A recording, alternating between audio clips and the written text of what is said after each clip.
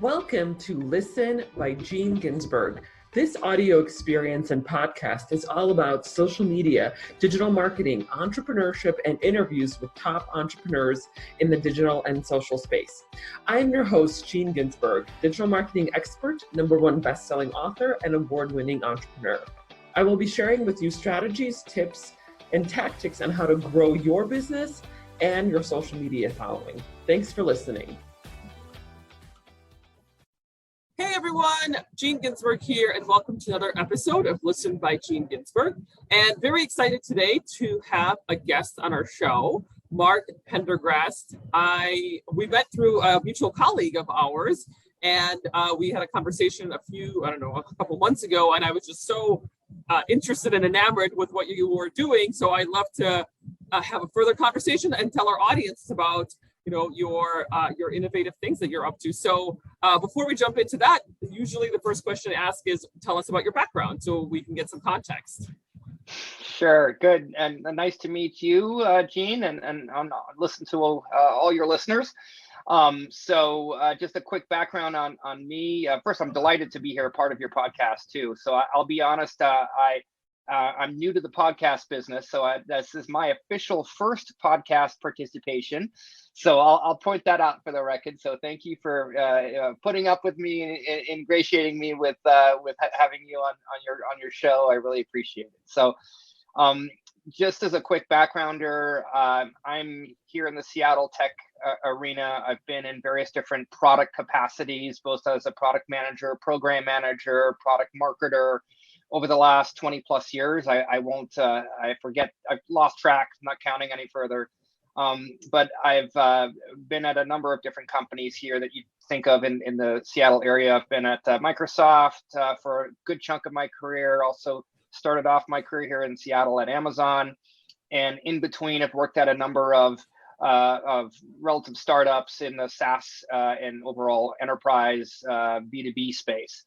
And most recently, I have now been nearly a year at the Climate Corporation, which is technically based in St. Louis, but I'm in their Seattle office here.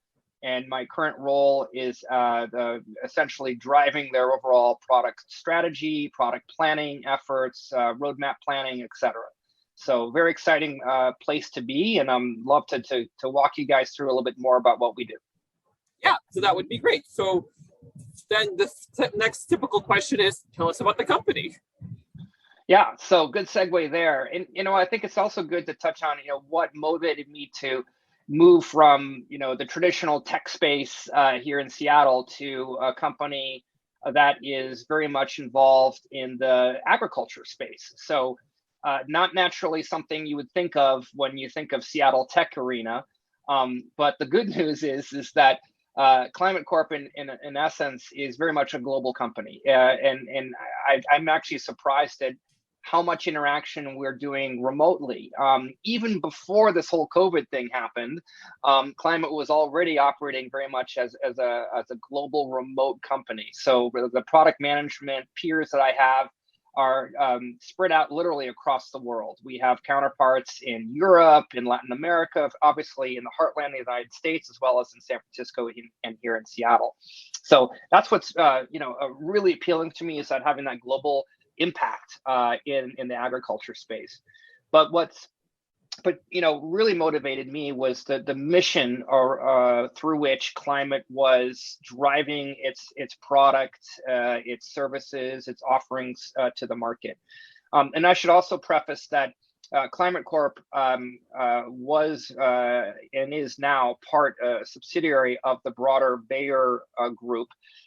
Most people think of Bayer and aspirin, but Bayer is also very much integrated into the digital and agriculture world. So a number of years ago, Bayer bought the Monsanto business that everyone is probably familiar with. But that is now their foundation of their broader agricultural offering. So they, in addition to pharmaceuticals and consumer products, crop science is another key part of the Bayer strategy. And within Bayer Crop Science, Climate is looked at as the digital arm. So we are the enabler through digital tools for Bayer to bring innovation and value to its customers, which largely are two types, growers themselves or farmers, but also the dealers as well that service these growers. So much like an automotive company or even a Microsoft, Bayer works through two tiers of value. So they provide quite a bit of value to the dealers, who in turn sell and resell their primary products, seed and crop protection to the farmers and growers. But at heart, what drives the climate part of Bayer is the mission to help the world's farmers sustainably increase efficiency and productivity thanks to digital tools. So that digital element is primarily made up of traditional tech products like apps, like algorithms, like recommendation engines. So some of the things many of us are familiar with in the traditional tech space, but applied in the context of agriculture. So what Climate's trying to do is really take technology and apply it to solving some of the biggest world's problems that we're all facing. Notably, of course, climate change, which is having a big impact on yield loss in the farms, land loss. Let's not forget that being a big thing. Loss of arable land of close to 20% is predicted by 2050. And also biodiversity reduction, right? So if you do single crops in one particular area, that has a dramatic impact on the diversity of that ecosystem. So those are the kinds of things that we're trying to address, in addition to, of course, big macro trends like the world population growth. That's not standing still, COVID withstanding. There's still predicted to be an increase of 2.2 billion people over the next 20 years, right? 30 years between now and 2050. We're going to have a lot more people to feed, and more demand, of course, of agriculture to sustain those mouths. And then all of this is happening with fewer and fewer resources available of that arable land. And let's not forget, decrease in water and key critical resources because of those climate impacts. So all of those issues and challenges are really what Climate's trying to address on a global basis with technology. That's one of the big motivations I had to join. Was it's not just using technology for technology's sake, but really applying technology to solve real world problems in a very concrete way. So, I'm almost going back to my roots. I was reading stories from my father about how he visited the family farm, of his great grandparents back in the 1950s. Well, we're coming full circle. I feel like I'm coming back to the farm, but coming instead not with a pitchfork and with and strong muscle, but let's be clear. I am no farmer, but I'm coming to them with an iPad, right, with an Android phone, with a digital tool to grab data off of their tractors to help them better understand how to optimize their crops, and do it more efficiently. So hopefully that's a long-winded answer to what we're doing and what motivated me to join Climate. I love it. A lot to unpack there. But yeah, well, first question would be, tell us about the problems that you mentioned, less arable land, smaller yield. So how is Climate changing, or how are you guys addressing those problems, and what are you doing to fix them?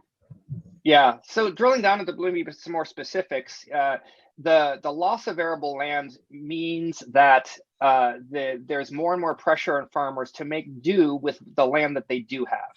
So luckily, the overall macro trends in terms of efficiency and yield have been going up. As technology improves, as the inputs improve, and by inputs I mean largely seed, right? As our protections improve, notably in terms of insecticides, fungicides, etc. Those are trending upwards. But the real opportunity that the Climate is seeing is that with smart application of technology, those yields can be improved even more dramatically, even more impactfully. And notably with the farmers' experience in mind, what we're trying to do is help them even at times reduce the amount of chemicals they need to apply through smart application of putting the chemicals in the right places that really need it, and not applying it in the areas that don't need it. And also that goes to application of seed, right? With some smart technology, some smart algorithms, we can provide some recommendation engines to help the farmers adjust how much seed to use on a particular plot of land. And this is all data driven, right? So it's largely a big math problem, right? It's no different than some of the use cases I tackled in some of my previous roles, where we're trying to solve traffic problems on a road. Here we're instead trying to optimize efficiency on a plot of land. So very much geospatially based, largely driven by data coming off of connected tractors, connected fields, et cetera. But instead, what we're doing is providing very prescriptive solutions, tailored solutions, if you will, to a farmer to help them, guide them what to plant. In other words, what kind of varietal to put down, where to plant. In other words, which field is more optimized for what crop, and then how to plant, but largely by means of density too. How much seed do you want to put down on a particular plot of land? And oftentimes, with the farmer's perspective in mind, our recommendations could be put less seed down, because that area, that arable land, is already very productive. It's already, based on history, already rich in the nutrients, and you don't need to put down more seed. You don't need to apply additional chemicals to help it grow. And that's very much in contrast to the situation that farmers were living with, let's say, 15, 20 years ago, where they would apply seed and chemicals in a very, almost, very non-specific manner. Okay, I'm at a loss of words here, but I think you probably can understand. It's a global sort of application. I'm putting down seed at X bags per acre, and that's it, right? It's very consistent, very uniform, and certainly not scripted and not prescribed to a particular plot of land. And that was ending up potentially being wasteful for the farmer, potentially having more impact detrimentally by use of chemicals on that plot of land. And in turn, what we're doing is coming around and saying, thanks to data, thanks to smart algorithms, we can help the farmer be much more tailored in doing what they need to achieve an even higher output of yield, getting even more corn or more soybean out of that same plot of land than before. Okay, that is a lot to unpack there as well. No, I love hearing about all this stuff. This is fantastic, just how the changes have been going on. And I think we spoke last time on our call before the podcast recording. Is I was so ignorant about like how technologically advanced farmers are these days. I just thought it was like, okay, I have a tractor and some land, and you're like, no, the inside of a tractor is like all iPads, and it's all like digital. I was like, wow, I did not know that. I'm sure a lot of farmers. Yeah. It is pretty neat, Gene, and that's something that surprised me too. Coming from a very tech company like Amazon and Microsoft, right, where everything is driven by data and everything is connected and everything is real time. I had the mistaken impression that farming's back in the 19th century here. They're way behind. They're not even thinking about connecting those tractors and their CAN buses. That's not the case. I mean, in many ways, the agriculture space is leading the charge in connecting these vehicles and connecting these farms. And certainly the farmers are adopting technology much more so than I would have expected as well.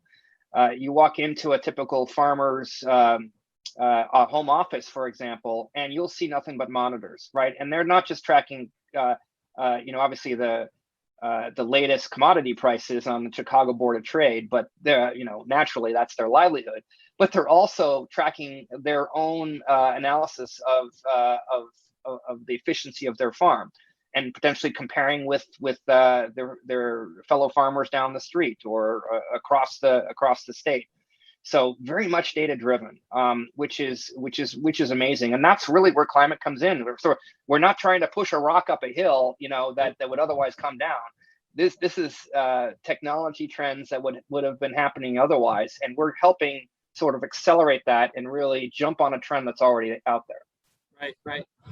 Excellent. That's great to hear. So tell me about some of the new initiatives and projects that Climate's working on now.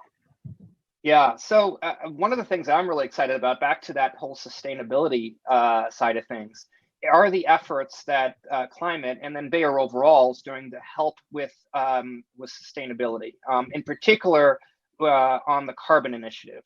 So this is something that Bayer's talked about already publicly, but we're actually seeing actual progress and real behind the scenes work to enable farmers to enter and participate in carbon programs, notably around carbon sequestration. So that's an industry term that describes the process of keeping carbon in the ground. And getting credit for it too. So, farmers at the end of the day are economic entities, right? So they also are looking for profit. They're looking to obviously make their business run.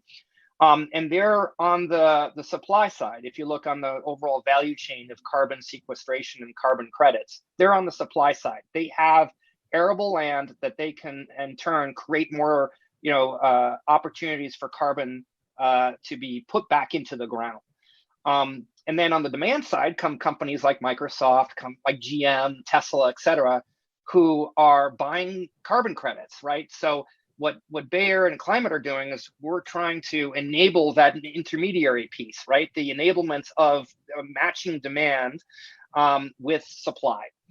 And all that is enabled by technology. Guess what? That's why Climate is at the heart of that making of markets, if you will, between the supply and the demand.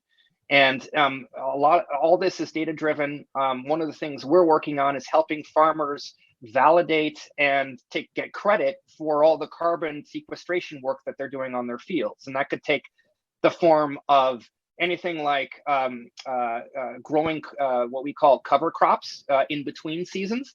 So between planting of wheat or of corn, the farmer could put down a temporary planting of traditional carbon crops, generally lower cost seed row crops, if you will, alfalfa or whatever, that they can then use to capture, obviously, the carbon from the air and keep it in the ground.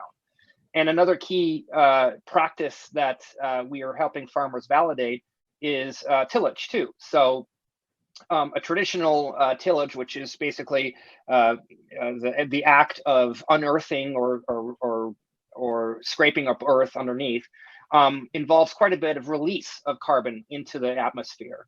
So we're creating mechanisms by which we would incent farmers to use no-till or low-till opportunities. So that means don't dig 12 inches down into the ground to turn over crops. Instead, go only like 3 inches or 4 inches, or no tillage at all, right? So that giving them some financial models to adopt those practices if they aren't already. And the act of technology is the role of technology in this really is around really capturing those acts of planting cover crops and capturing and validating the tillage actions. So all of these are represented in activity on the farm. So a tractor pull over a piece of land to plant crops, a tractor pull with it behind it to till the land, and our data is not just obviously capturing the traditional planting and harvesting, but also all of those carbon activities as well. So that capturing of information, validating it as well with third-party sources, and then preparing a way for a farmer to get credit for those activities. That is the value add that technology provides to the marketplace. Oh, okay. So I'm really excited about those Yes. efforts. They're underway now. We have farmers, now participating in some very early alpha programs. So a lot more to come. You'll hear more news from us overall, but still we are well in progress to make these carbon programs a reality. Wow, that's very exciting. Yes, I love hearing about what's in store. Fantastic. This is just like I am so enamored with all of this stuff that you're talking about. Like, I don't know, for me, I love it, but it's just interesting to hear the changes that are going on in an industry that everybody thinks is kind of very analog, which sounds like it's completely the opposite. Awesome. Yep. And then the last question I always ask is kind of a wild card question. What is your prediction for the industry? And that could be specifically your industry, or it could be self-driving cars, terraforming Mars, robots. I mean, whatever's top of mind. Yeah, I'll stick to digital agriculture because obviously it's a key area I'm quite focused on right now, that I'm very passionate about. I think that my prediction is that over the next 5 years, you're going to see a big maturing of carbon programs in particular. I'd say, I'll admit, right now it's very nascent. We're still working very much at the tactical level.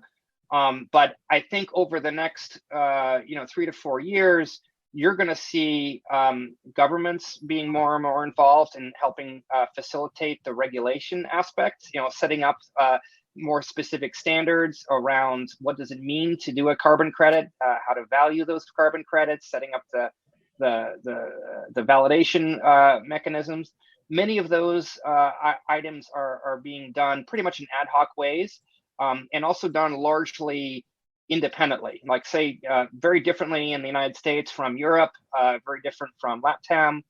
I think my prediction is over the next 3 to 4 years, you're going to see a much more sophisticated approach and global approach to these carbon programs, and then leveraging technology to even higher degree. So we're going to be moving away from the early days, sort of cowboy days of doing things ad hoc and just seeing what sticks, to a much more rigorous, validated, and consistent global approach, which I think will help everyone in the end, and most notably help reduce carbon emissions too. Absolutely. So I'm pretty excited about that. Fantastic. Well, thanks so much for being here. This is a great conversation. I really loved hearing more about it. Last question is, how can our audience get in touch with you? Yeah, certainly. I'm very easily found. My email, I'll just go ahead and share it if folks are interested in reaching out with opportunities. We're always talking to new companies. It's simply mark.pendergrast@bayer.com. And I'll spell the last name because I know it's a mouthful. It's Pendergrast. And I also am on Twitter too. It's the first couple initials, Penderg as my username on Twitter. So I'm not as active there as I should be. If I were following your podcast, I'd be much more attuned to social media. But that is a place also where I share interesting stories on the climate corp. So that too should be something folks to chime into. Look for climate on our Twitter handle, Climate Corp, that is. Lots of great stories, and notably farmer stories on how people are using technology on a day-to-day basis. Excellent. Well, thank you so much for being here, Mark Pendergrast. Great conversation, learning a lot about digital agriculture. So I really appreciate it. Thank you, Gene.